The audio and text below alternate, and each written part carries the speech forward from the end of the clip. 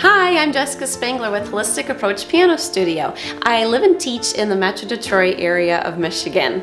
I've been doing a little mini-series on basic music theory concepts just for my students and their families or anyone who considers themselves a beginner.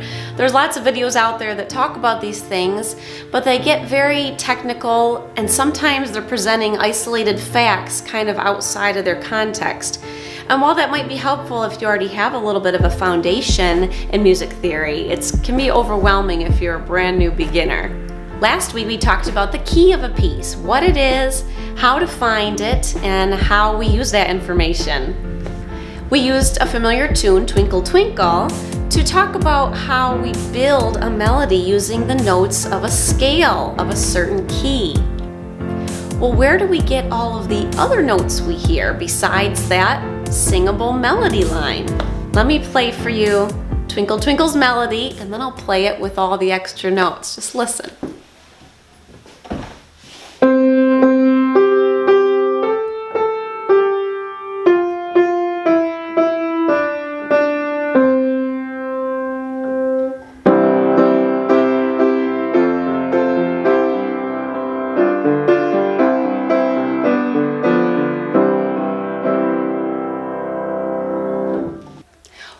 So how do I know what notes to play as I make up my arrangement of Twinkle Twinkle?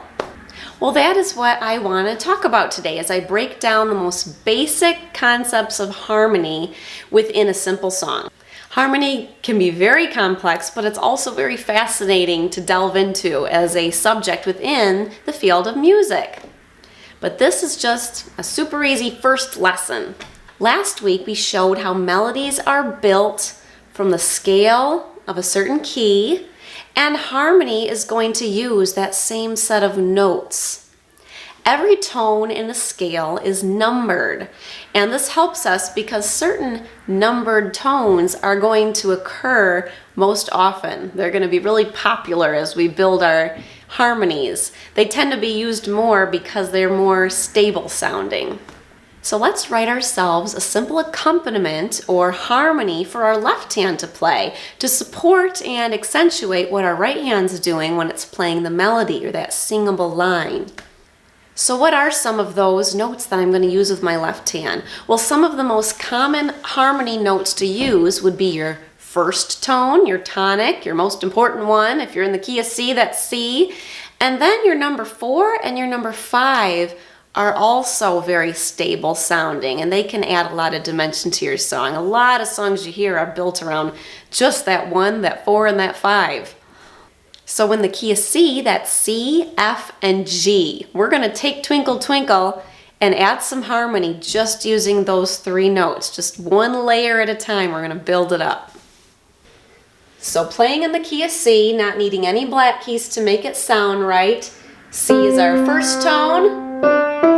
F is our 4th, G is our 5th. Keep that in mind as we arrange a little harmony.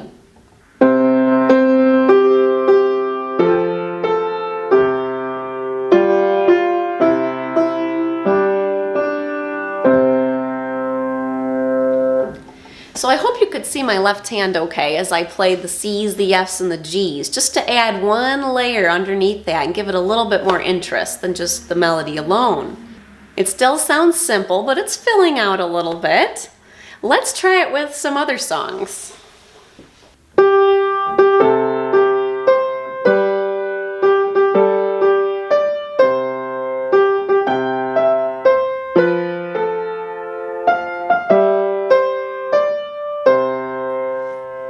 So you could take almost any song and simplify it to this level, just a melody line and one harmony note underneath. But maybe you want to add a little more texture and richness to your piece. So let's try thickening that harmony with a chord. Chords are built from the same scale tones I've been talking about. They're simply stacks of scale tones on top of each other. Now, I don't want to get into major and minor scale patterns and chord patterns right now. I really just want to keep the scope of this video to one topic, if at all possible, that being harmony, because I know that these topics overlap. Just know that there are numerous types of chords. We're just going to stick to triads right now. Tri meaning three, so 3 notes. We're just going to try out the triads built on that 1 note, that 4 note, and that 5 note, and I'll show them to you. And we'll keep doing it in the key of C, so you don't have to navigate black keys to learn this concept. So let's add those chords to the melody. Here's that 1 chord. Here's your 1 note. We're going to add those to make your 1 chord. Good old C major is the other name for it. We've got a chord stacked on our 4th tone now. That's our 4 chord, big surprise. And then we've got another chord built on our 5th tone. Big shocker. It's a G chord on G. So let's add those to the melody.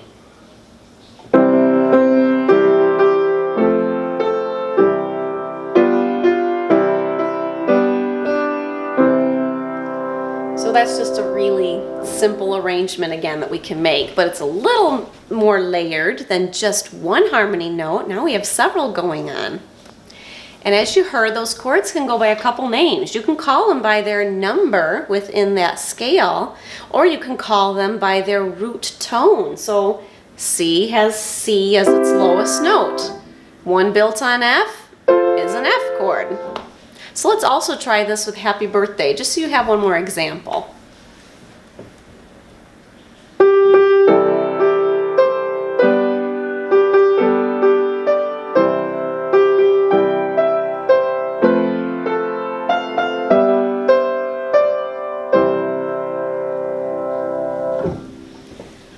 So there's just adding the 1 chord, 4 chord, 5 chord, and like magic, you've got a nice little arrangement you could do on your own relatively quickly.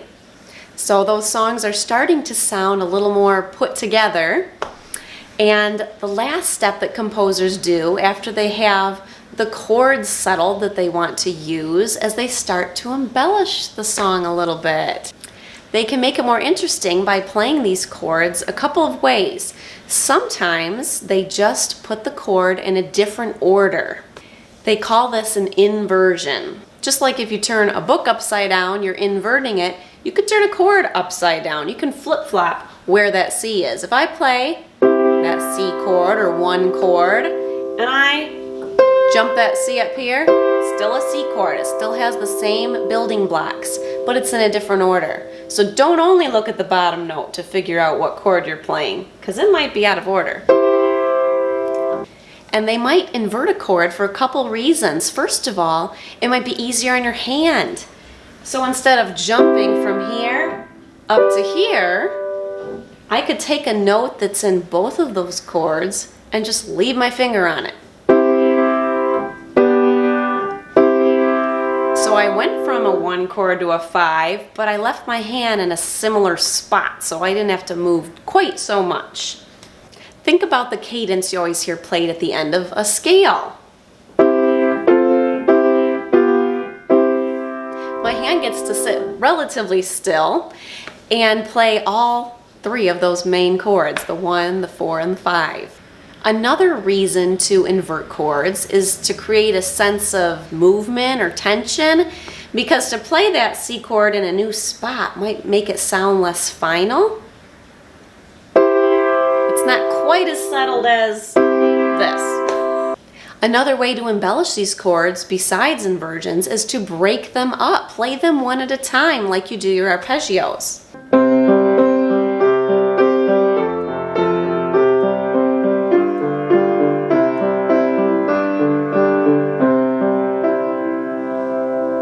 So that's a really simple little pattern of breaking up those C chord sounds or G or F and just playing them one at a time.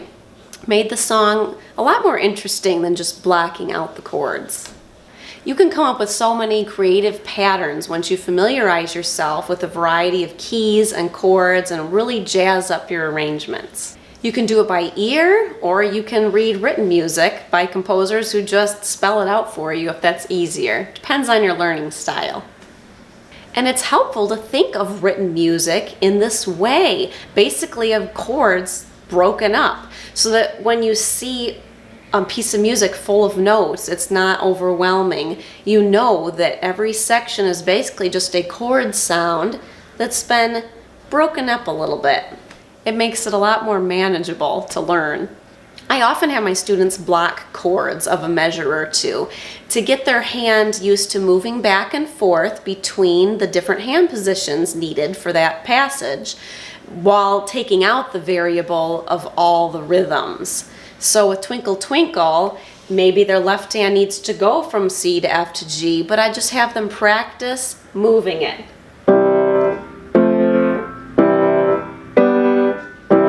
In whatever order they need to do it in the song. So if you're overwhelmed when you see a written piece of music for the first time, just remember that music can be broken down usually to its simplest form, the melody and the basic harmonic sounds going on under it. Once you get those themes down, it isn't hard to add back in those expressive concepts that make the piece more musical. Your dynamics, your tempo, your articulation. That's why we have so many different forms of notation for musicians to learn from. We have chord charts that simply show you the letter or the symbol, and you get to arrange the entire thing yourself.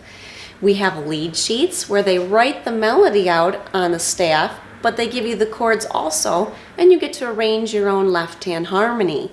And then of course we have written scores with every note given to you, if that's helpful. There's times and places where I use all three of these. So for praise music, I usually arrange it on my own on the spot.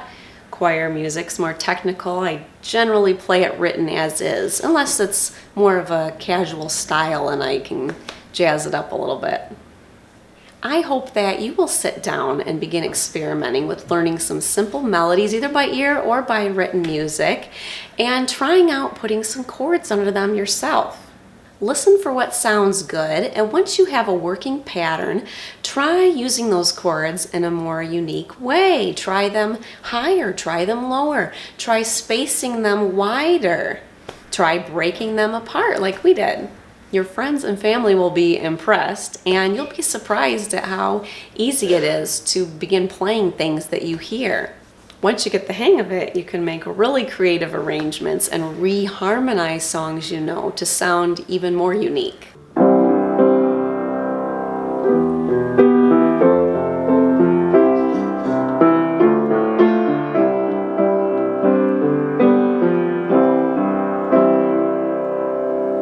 Now, if it is challenging to you to hear what goes and make your own arrangements, keep practicing your scales, your arpeggios, your chords.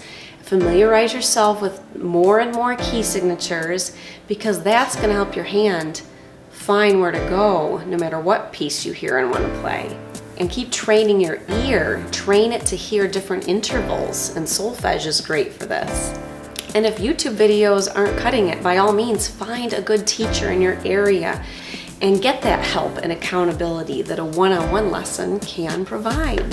If you're finding these little videos helpful at all, I really appreciate your comments, and it really helps me if you subscribe and turn on your alerts. Thanks, guys.